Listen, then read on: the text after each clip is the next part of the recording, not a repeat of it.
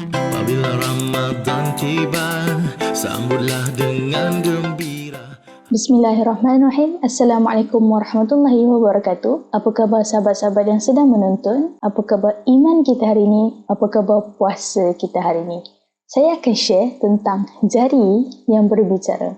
Baru-baru ni bila saya buka Instagram, saya tengok post daripada kawan dan kenalan saya, terutamanya dalam bulan Ramadan, diorang banyak share. Diorang bertilawah, diorang solat jemaah, diorang bersedekah. Alhamdulillah. Saya sangat suka melihat post-post tentang kebaikan tersebut kerana memberi inspirasi kepada saya untuk menambah amalan kebaikan terutamanya dalam bulan Ramadan. Sebenarnya tak salah untuk kita post amalan dan kebaikan kita di media sosial asalkan ikhlas kerana Allah Ta'ala dan niatkan sebagai dakwah kepada pembaca. Tapi bila saya scroll bawah sikit, posting dah cantik, tapi bila saya scroll bawah ke bahagian komen tu, Masya Allah, ada beberapa komen yang sakit hati, sakit mata baca. Ada yang memaki-maki, ada yang berkata-kata kesat, ada yang mencarut. Dalam bulan Ramadan, bayangkan sahabat-sahabat, dalam bulan Ramadan. Teringat saya tentang satu hadis yang diriwayatkan oleh Abu Hurairah radhiyallahu anhu daripada Rasulullah SAW bersabda, "Man kana yu'minu billahi wal yawmil akhir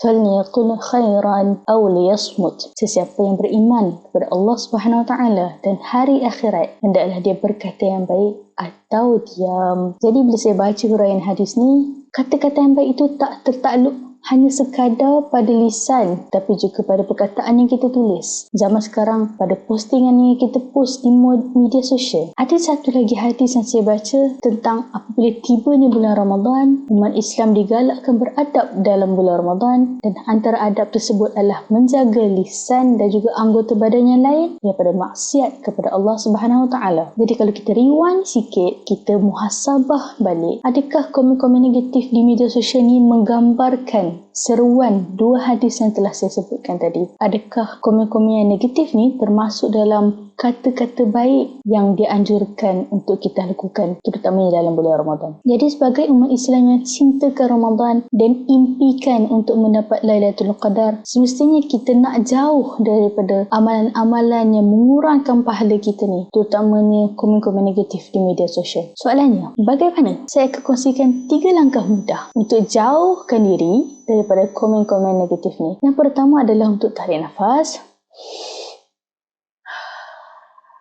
dan bertenang. Boleh jadi kita nak memaki hamun dalam komen, boleh jadi kita nak berkata-kata kasar dalam komen disebabkan kita terlalu mengikut nafsu amarah kita. Jadi bila kita tarik nafas dan bertenang, sejuk sikit hati, tak jadi komen, Alhamdulillah, jauh dari satu dosa. Tapi kalau dah tarik nafas tak jadi juga, macam mana? Langkah kedua adalah untuk berfikir sejenak. Cuba kita fikir, kalau kita komen ni bermanfaat tak untuk orang lain ke memberi mudarat? Dan perlu kita ingat, apa sahaja yang kita post di internet akan kekal di internet, akan kekal pada pandangan membaca selagi kita tak delete. Dan jangan menyesal di kemudian hari. Cegah sebelum berlaku perkara tersebut, itu lebih baik. Tapi kalau dah tarik nafas pun tak boleh, berfikir sejenak pun tak boleh, dia rasa dia betul, dia rasa apa yang dia buat tu betul. Yang ketiga, kita letakkan diri kita di tempat penerima komen ataupun di tempat pembaca post kita. Agak-agak lah kan, kalau kita post benda baik, tiba-tiba orang komen, acah lah dia ni, alah jangan riak lah, jangan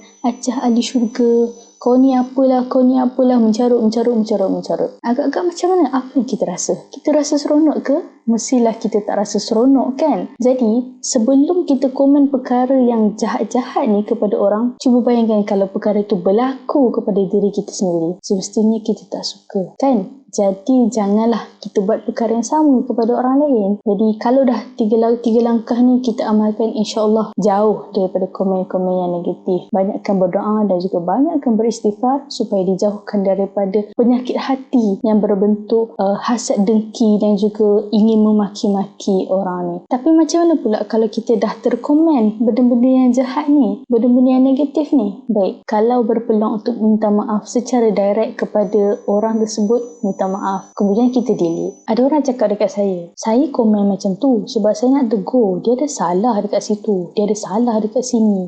Kita kan kena tegur kalau orang buat salah. Alhamdulillah, semangat nak menegur orang buat salah tu sangat baik. Menepati hadis, jika kamu melihat suatu kemungkaran, cegahlah dengan tangan. Kalau tak mampu dengan lisan, kalau tak mampu dengan hati, dan itulah selama-lama iman. Betul. Tetapi ada satu lagi seruan, iaitu ud'u ila sabili rabbika bil hikmah wal mau'izatil hasanah. Yang perlu kita tekankan adalah hikmah wal mau'izatil hasanah, dengan kebijaksanaan dan juga tauladan yang baik. Nak tegur orang boleh, tapi pastikan kita gunakan kata-kata yang manis supaya mereka lebih terbuka hati dan juga lebih lapang menerima nasihat kita ke arah kebaikan, insya-Allah taala. Macam mana pula kalau kita dah terkomen benda-benda jahat tu? Kalau ada peluang, minta maaf secara direct pada orang tersebut dan juga delete lah kita punya komen dan post tu. Mungkin dengan keberkatan Ramadan, hati orang tu terbuka untuk maafkan kita, dan bertaubatlah kita walaupun daripada sekecil-kecil dosa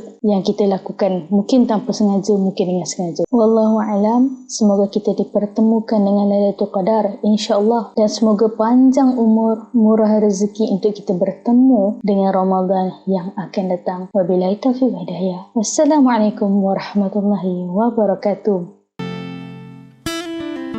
Apabila Ramadan tiba, sambutlah dengan gembira.